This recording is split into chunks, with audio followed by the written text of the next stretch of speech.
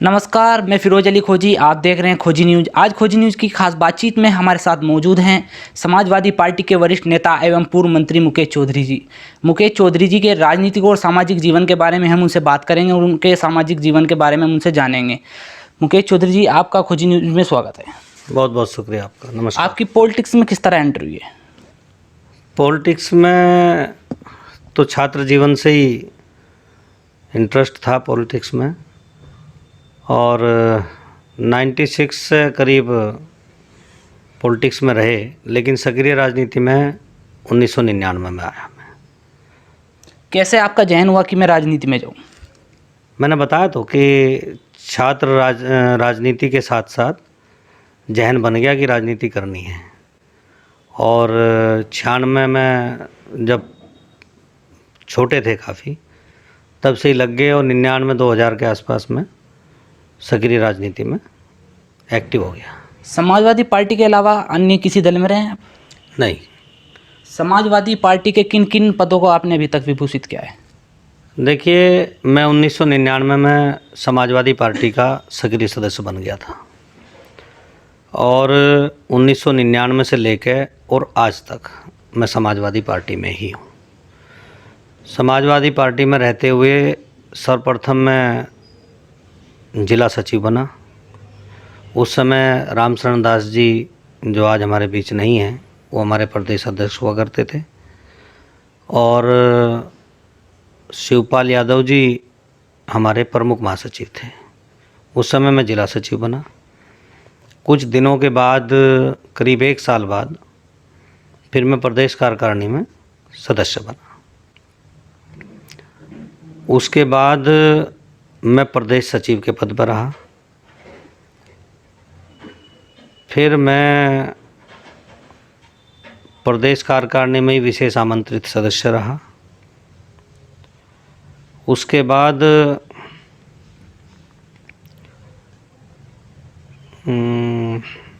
2005 में मैंने जिला पंचायत का चुनाव लड़ा। उसमें मैं 124 वोटों से हार गया। फिर मैंने 2007 का विधानसभा का चुनाव लड़ा बघरा से।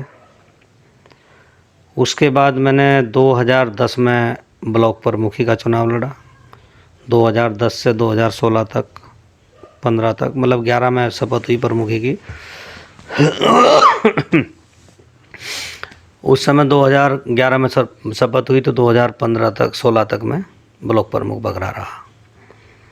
2012 में मैंने प्रमुख रहते ही बघरा का मैं विधानसभा का चुनाव लड़ा समाजवादी पार्टी के टिकट पे, और चुनाव हार गया। लेकिन सरकार समाजवादी की बनी, तो आदरणीय अखिलेश यादव जी सीएम बने, और उन्होंने मुझे दर्जा प्राप्त राज्य मंत्री बनाया। गौ सेवा आयोग का मैं चेयरमैन बना, और कुछ समय बाद कुछ सारे ही दर्जा प्राप्त मंत्री हटा दिए गए थे। फिर 6-7 महीने के बाद फिर से मुझे दोबारा मंत्री बनाया गया। उस समय मैं रेशम विभाग में काम किया, और 2017 का मैं फिर समाजवादी पार्टी के इस टिकट पर चुनाव लड़ा, और करीब 60,000 वोट मैंने लिए। 2017 के विधानसभा चुनाव में कितनी वोटों से आप हारे? 2017 में विधानसभा के चुनाव में मैं दूसरे नंबर पर रहा, और मेरी जीत का अंतर करीब 21-22 हज़ार रहा। आपने ही अपने परिवार से राजनीति की शुरुआत की है? आपके परिवार में पहले भी कोई राजनीति में रहा है? नहीं, मेरे परिवार में कोई राजनीति में नहीं रहा। मेरे पिताजी एक साधारण किसान थे, और चूँकि अच्छी किसानी थी हमारे पास, और पिताजी हमारे कोल्हू और क्रेशर का चलाने का काम करते थे। किसान थे, बड़े किसान थे वो। राजनीति में आने का मेरा सही मन तो 1999 में हुआ। पहले तो बच्चे थे तो लगे रहे अपना छात्र राजनीति के टाइम पे, लेकिन मेरे परिवार में मेरे से पहले कोई राजनीति में नहीं था। समाजवादी पार्टी को ही आपने क्यों ज्वाइन किया? समाजवादी पार्टी में ऐसी क्या विशेषता नज़र आई आपको?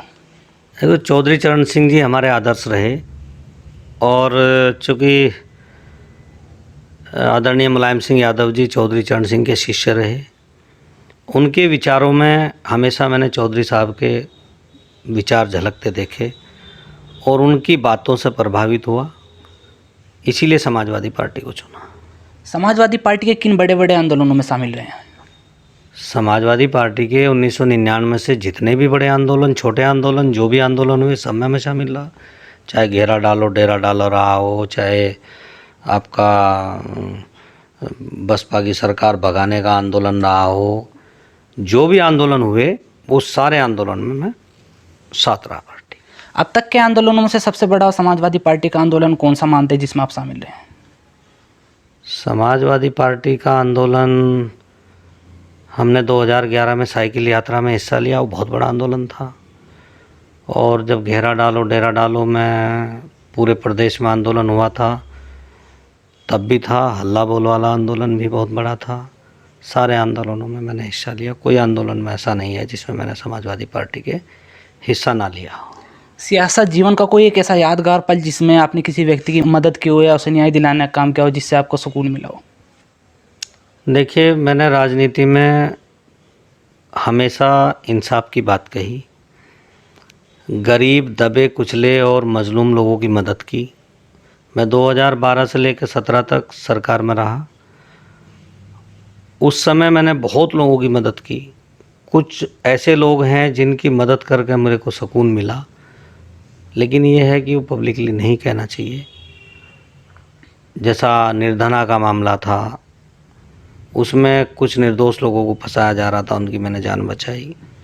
हमारे कुटबी गांव में एक कत्ल वाले मामले में भी 2 लोगों की मैंने जान बचाई थी जो निर्दोष थे। और कई ऐसे प्रकरण रहे कि जिनमें निर्दोष लोगों की मैंने जान बचाई। आगामी विधानसभा चुनाव नज़दीक है, क्या इस बार भी आप चुनाव लड़ेंगे? पार्टी का जो आदेश होगा। अगर पार्टी द्वारा आपको चुनाव लड़ा जाता है तो किस मुद्दों को लेकर आपकी बार आप चुनाव लड़ेंगे? इस बार बहुत मुद्दे हैं। महंगाई है, किसान के मुद्दे हैं। किसान का ट्रैक्टर के रेट बढ़ा दिए, डीजल के रेट बढ़ा दिए, पेट्रोल के रेट बढ़ा दिए, बिजली के बिल के रेट बिजली का रेट बढ़ा दिया। 4 साल में गन्ने का एक दाम नहीं बढ़ा, 1 पैसा नहीं बढ़ाया गन्ने के रेट में। यूरिया डाई के कट्टे का वेट घटा दिया, रेट बढ़ा दिया। दवाइयाँ महंगी कर दी, हर चीज़ पे महंगाई है। आम आदमी का जीना दुभर हो गया। कानून व्यवस्था ध्वस्त बिल्कुल। 8-8, 10-10 पुलिस वाले एक साथ मार दिए जाते कानपुर में। आपके जब सरकार बनी 40-40 बच्चे ऑक्सीजन की कमी में मर गए। तो ऐसे बहुत मुद्दे हैं। इस सरकार ने किया ही क्या? जितने काम हमारी सरकार ने, समाजवादी पार्टी की सरकार ने अखिलेश यादव जी के नेतृत्व में 2012 से लेकर 17 तक किए, इन्होंने उनके फित्ते तो काटे, बाकी उन पर पत्थर लगा दिए अपने। इन्होंने कोई नया काम नहीं किया कि कोई इन्होंने नया काम कर दिया हो। समाजवादी पार्टी के टाइम में तो आप देखो डायल 100 चली, जो मेरे ख्याल से हमारे देश में पहला राज्य था जिसमें चली। और डायल 100 का इतना बड़ा फ़ायदा हुआ कि क्राइम बहुत कंट्रोल हुआ उससे। हर छोटी छोटी जगह डायल 100 पहुंच जाती थी। इन्होंने उन गाड़ियों की मरम्मत तक नहीं करवा पाए जो अखिलेश जी के टाइम में, आदरणीय राष्ट्रीय अध्यक्ष जी के टाइम में, जो जब वो सीएम थे तब वो चली थी। तो 102 चलाई, एम्बुलेंस चलाई, और स्वास्थ्य के क्षेत्र में दुनिया भर के काम हम लोगों ने किए। जब नेताजी की सरकार थी तब भी दवाई का पर्चा मुफ्त कर दिया था, 1 रुपये का कर दिया था 10 रुपये से घटा के। अब भी बड़े बड़े इलाज समाजवादी पार्टी के, जब आदरणीय अखिलेश यादव जी मुख्यमंत्री थे तो 5 लाख तक का इलाज फ्री था। बड़ी बीमारी का पूरा इलाज फ्री था। जिसको हार्ट की प्रॉब्लम है, किडनी की प्रॉब्लम है, या आपको भाई लंग्स की प्रॉब्लम है, बड़ी बीमारी जो जिनको झेल नहीं सकते गरीब आदमी, उनकी वो सारी बीमारियां फ्री थी। तमाम नहरों का पानी फ्री कर दिया था। सरकारी ट्यूबवेल का पानी फ्री कर दिया था। किसान के लिए समाजवादी पार्टी से 26 रुपये हम देंगे, और सरकार ने दिए 26 रुपये, 26.5 रुपये एक बार दिए, और 13.5 रुपये एक बार सीधे किसान के खाते में दिए। आपने बताया कि समाजवादी पार्टी के जो द्वारा कार्य कराए गए हैं उनके भाजपा सरकार फीते काट रही है, कोई एक ऐसा कार्य जिसका भाजपा सरकार ने फीता काटा हो? हाँ भाई, मेट्रो हमने बनाई, हमने चलाई, पत्थर लगा दिया भाजपा के लोगों ने कि हमने बनाए। जो चिकित्सा विभाग के हमने हॉस्पिटल्स के शिलान्यास किए थे, हमारे काम 70% हो लिए थे और हमारी सरकार में उनके टेंडर हुए थे, उन पर सरकार ने अपने फित्ते पत्थर लगा दिए। जो सड़कें, पूर्वांचल का एक्सप्रेस वे, वो भी हमारी सरकार में उसका वो हुआ था, तो ये सब इन्होंने लगा दिए। आपने बताया कि देश में और प्रदेश में महंगाई बढ़ती जा रही है, तो अगर समाजवादी की सरकार आती है तो इसको कैसे कंट्रोल किया जाएगा? देखिए, समाजवादी पार्टी की सरकार उत्तर प्रदेश में, उत्तर प्रदेश की जनता अगर लेके आती है तो पूरी कोशिश होगी महंगाई पर कंट्रोल किया जाएगा और रोज़गार, नए रोज़गार सृजित किए जाएंगे। जितने रोज़गार हमने पिछली सरकार में दिए थे, इन्होंने रोज़गार तो दिए ही नहीं बल्कि रोज़गार छीन लिए लोगों से, और समाजवादी पार्टी से ज़्यादा रोज़गार कोई सरकार देती नहीं है। 2012 से लेकर 17 तक हर क्षेत्र में, हर विभाग में भर्तियां निकली थी, सब जगह रोज़गार मिले लोगों को, सरकारी गैर सरकारी जगह लोगों को रोज़गार मिले। भारतीय जनता पार्टी की सरकार ने रोज़गार देने का काम नहीं किया, रोज़गार लेने का काम किया, छीन लिए लोगों का रोज़गार। महंगाई इतनी होगी, आप देखिए कोविड के टाइम में कितने लोग महाराष्ट्र से, गुजरात से, तमाम लोग मजदूर पैदल आए, कुछ लोग मारे भी गए बेचारे, बीच में रास्ते में मर गए, कोई दुर्घटना में मर गया, कोई परेशान होकर मर गया, उनके गांव तक जाने के इन्होंने साधन नहीं दिए। अगर हमारी सरकार होती तो शायद ये ऐसी परेशानी ना होती। आपने बताया कि अगर हमारी सरकार होती तो कोई परेशानी ना होती। अगर कोरोना संक्रमण ने जब पैर पसारे हुए थे भारत में, तो क्या अगर समाजवादी पार्टी की सरकार होती, क्या लॉकडाउन लगाते या नहीं लगाते? नहीं, लॉकडाउन तो सेंट्रल गवर्नमेंट लगाती है, सेंट्रल गवर्नमेंट के आदेश पर लगता है। वो तो पूरे भारत में लॉकडाउन प्राइम मिनिस्टर साहब ने लगाया था। लेकिन अगर सरकार हमारी होती तो मज़दूर सड़क पे बेसहारा फिरते।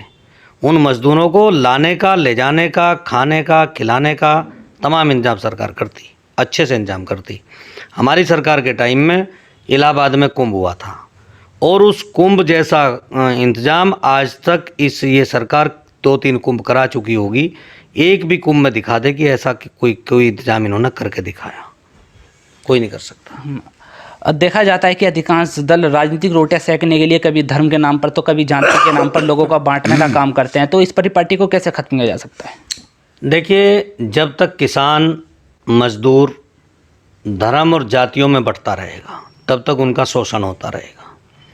जिस दिन किसान जाति और धर्म से ऊपर उठ के किसान का रूप धारण कर लेगा कि वो एक किसान है, उसकी जाति किसान है, उसका धर्म किसान है और मजदूर भी, उस दिन उसका शोषण कोई कर नहीं पाएगा। क्योंकि ये बहका के और गलत तरीके से लोगों को बहला फुसला के ये वोट लेने का काम करते हैं और फिर उनका शोषण करते हैं। ये ना किसान के बारे में सोचते, ना मजदूर के बारे में सोचते, ना व्यापारी के बारे में सोचते। इनके तो चंद लोग हैं जिनके बारे में सोचते हैं। चंद लोगों के हाथ में देश देना चाहते हैं, चंद लोगों के हाथ में प्रदेश देना चाहते हैं। लॉकडाउन में आपने लोगों की किस तरह से मदद की है? लॉकडाउन में हमारी पार्टी ने बहुत लोगों को राशन बांटा। हमने उसमें चंदा कर कर के पैसे दिए, इकट्ठे किए सब लोगों ने अपने, मतलब जो समाजवादी पार्टी के शीर्ष लीडर थे जनपद के, उन्होंने सबने दिए। हमने भी 25,000 रुपये दिए थे उसमें, और सब लोगों ने राशन इकट्ठा खरीद के लोगों में बांटा जहाँ गरीब लोग थे। और मेरे घर पे जितने लोग आए, कोई घर से मेरे खाली नहीं गया। उसको मैं जितना भी दे सकता था, जो वो बोलता था, 10 किलो राशन, 5 किलो राशन, गेहूँ, आटा, चावल, दाल, नमक, तेल, हल्दी, प्याज, आलू, ये सब का एक 700-750 रुपये का एक पैकेट बनता था। 5 किलो 10 किलो के पैकेट बनते थे। मेरे सामने ही दुकान है, मैं यहीं से मंगवा लेता था। और जो भी आता था मैं उससे कभी ये नहीं पूछा तुम कहाँ से आए, किस गांव के हो, किस क्षेत्र के हो। जो आ गया हमने उसकी मदद करी। देश में कृषि बिलों को लेकर आंदोलन चल रहा है, तो इसको कैसे लेते हैं आप? देखिए, कृषि बिलों के आंदोलन में मेन चीज़, किसान जब नहीं कर रहा है, एक्सेप्ट नहीं कर रहा है, तो आप क्यों ज़बरदस्ती उस पर थोपना चाहते हो? क्यों आप थोप रहे हो उस पर? 3.5 माह से ज़्यादा किसान को आंदोलन करते हुए हो गए, अभी तक सरकार द्वारा इस पर कोई फैसला नहीं लिया गया। इस मुद्दे पर आप क्या कहना चाहेंगे? लेना चाहिए सरकार को फैसला। प्रधानमंत्री जी को आगे बढ़ के पहल करनी चाहिए, किसान नेताओं को बुला के उनसे बात करनी चाहिए और उनकी बात सुननी चाहिए। जो वो चाहते हैं उनकी बात माननी चाहिए, क्योंकि देश हो या प्रदेश हो, सरकार किसान मजदूर सारी जनता मिला के बनाती है और वही जनता आज परेशान है, तो उनकी बात सुननी चाहिए। अगर कृषि बिलों को वापस नहीं लिया जाता, उनमें संशोधन नहीं कराया जाता, तो समाजवादी पार्टी आपके द्वारा किस तरह का एक्शन लिया जाएगा, किस तरह का समर्थन किसानों को दिया जाएगा? देखिए, समाजवादी पार्टी पहले दिन से किसानों के साथ कंधे से कंधा मिला के खड़ी है। हमारे राष्ट्रीय अध्यक्ष आदरणीय अखिलेश यादव जी ने पहले दिन घोषणा कर दी थी कि हम किसान के साथ हैं और किसान आंदोलन को हमारा पूरी तरह से समर्थन है। जब तक किसान का आंदोलन चलेगा तब तक समाजवादी पार्टी उनके साथ खड़ी रहेगी। उत्तर प्रदेश में भाजपा की सरकार है, जिन मुद्दों को लेकर भाजपा चुनाव लड़ी थी और जीती भी, 4 वर्ष उनको पूर्ण भी कर चुके हैं, क्या उन वादों को पूरा कर पाई है? हाँ, एक वादे को पूरा किया, हिंदू मुसलमान की लड़ाई करवाने का वादा पूरा करती है वो, बाकी कोई वादा पूरा नहीं करा। प्रदेश में अपराध बढ़ रहा है, अपराध में को खात्मा करने में कामयाबी हासिल की। कौन सा अपराध बढ़ रहा है? कहाँ से अपराध घट रहा है? कौन सा अपराध घटा दिया इन्होंने? जहाँ इनकी सरकार के टाइम में दिन मतलब एक दिन में 8 पुलिस वालों का कत्ल कर दिया जाता है सरेआम, ठीक है, तो वहाँ कानून व्यवस्था कहाँ है? जहाँ 40 बच्चे मर जाते हैं वहाँ कानून व्यवस्था कहाँ है? जहाँ हाथरस जैसा कांड हो जाता है, जिस बेटी की चिता को उसके घर वालों को दिखाते भी नहीं उसकी लाश को, और रातों रात घर वालों की गैर मौजूदगी में घर वालों से बिना पूछे उसका अंतिम संस्कार किया जाता है, तो ऐसी सरकारें होती है क्या? लोकतंत्र में ये सब चलता है क्या? जिसकी बेटी मर गई, कम से कम उसको उसकी माँ को, उसके बाप को, उसके परिवार को उसके अंतिम दर्शन तो करवा दो। ये तो तानाशाही सरकार है, अपनी मन मर्जी चली। जनता ने बड़ा मैंडेट दे दिया, बड़ी बहुमत की सरकार बनी, तो बस घमंड में चूर है, नशे में चूर है। भाजपा सरकार के नेतृत्व में पुलिस ने लगभग 100 से ज़्यादा अपराधियों को ढेर कर चुकी है और हिस्ट्री सीटर गिरफ्तार हो रहे हैं और अपराधी थानों में जाकर अपराध न करने की कसम खा रहे हैं, तो इस बारे में आप क्या कहना चाहेंगे? देखिए, जहाँ तक ढेर करने वाली बात है, तो मेरा मानना यह है कि हमें संविधान में विश्वास रखना चाहिए और ढेर करना या ना करना ये सब अदालत के हाथ का मामला है। सज़ा देना अदालत का काम है। अगर हाँ कोई अपराधी पुलिस पे जानलेवा हमला करता है तो पुलिस को आत्मरक्षा में गोली चलानी चाहिए, हम उस बात के पक्ष में हैं।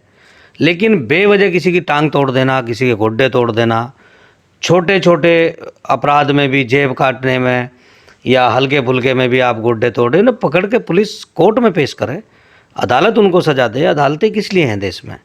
अदालतें इसलिए तो बनाई गई कि वो सज़ा दें या इंसाफ करें।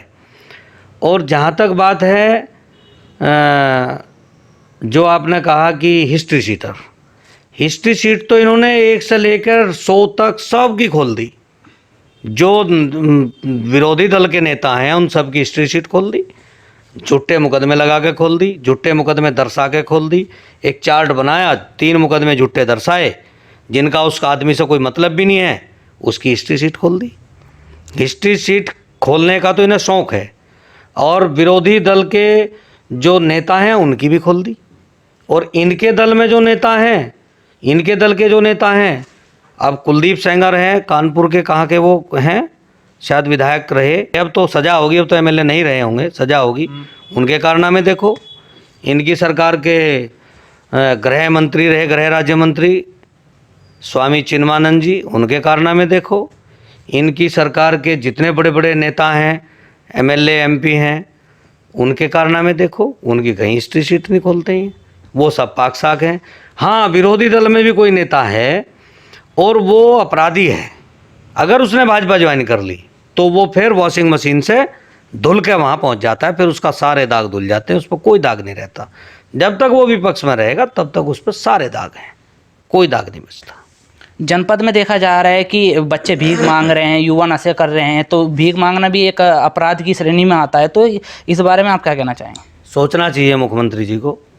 जो बच्चे भीख मांग रहे उनके घर वालों से संपर्क करना चाहिए प्रशासन को। उनको भीख ना मांगने की वजह से उनको रोज़गार देना चाहिए, कहीं उनको सेटल करना चाहिए, उनकी स्थिति ऐसी पैदा करनी चाहिए कि वो भीख ना मांगे और प्रशासन को इस बारे में सोचना चाहिए। अगर 2022 में विधानसभा चुनाव में सपा की सरकार बनती है, इनके लिए कौन सा अभियान चला जाएगा? ऊपर वाले ने चाहा तो सरकार तो बन रही 2022 में बड़े बहुमत से, क्योंकि आज पूरा प्रदेश त्राहिमाम कर रहा भारतीय जनता पार्टी की सरकार से और अखिलेश जी को की तरफ आशा भरी निगाहों से देख रहा है। ईश्वर ने चाहा, परमपिता परमेश्वर ने चाहा तो अखिलेश जी 2022 में मुख्यमंत्री बनेंगे, सरकार समाजवादी पार्टी की बनेगी और सारे काम ठीक होंगे। राजनेता होने के नाते आप राजनीति में क्या नई क्रांति लाना चाहते हैं? देखिए, राजनीति एक साफ सुथरी होनी चाहिए, चाहे विरोधी दल का नेता हो चाहे सत्ताधारी दल का नेता हो, पक्षपात नहीं होना चाहिए, एक पार्शलिटी नहीं होनी चाहिए किसी तरह की, और द्वेषपूर्ण भावना से काम नहीं होना चाहिए। सरकार जब बनती है तो 403 एमएलए हमारे प्रदेश में हैं। अब 403 तो पूरे के पूरे एक दल के जीतते नहीं, लेकिन जब किसी दल की सरकार बनती है तो उसको चाहिए कि वो सारे दलों का सम्मान करें, सारे दलों के नेताओं का सम्मान करें, उनकी राय भी ले। और ये हमारे आदरणीय अखिलेश यादव जी ने किया भी।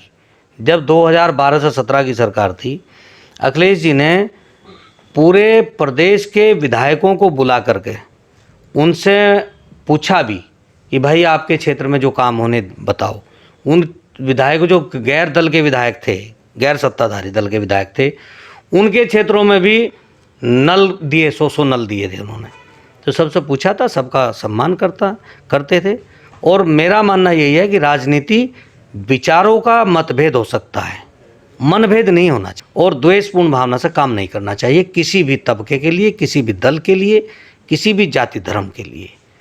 ये भारतीय जनता पार्टी जिस दिन इस बात को समझ जाएगी उस दिन राजनीति में कुछ अच्छा कर लेगी। ये थे हमारे साथ दर्जा प्राप्त पूर्व मंत्री मुकेश चौधरी जी। हमने इनके सामाजिक और राजनीतिक जीवन जाना। तो मुकेश चौधरी जी, आपका खोजी न्यूज़ से बातचीत करने के लिए धन्यवाद। बहुत बहुत शुक्रिया।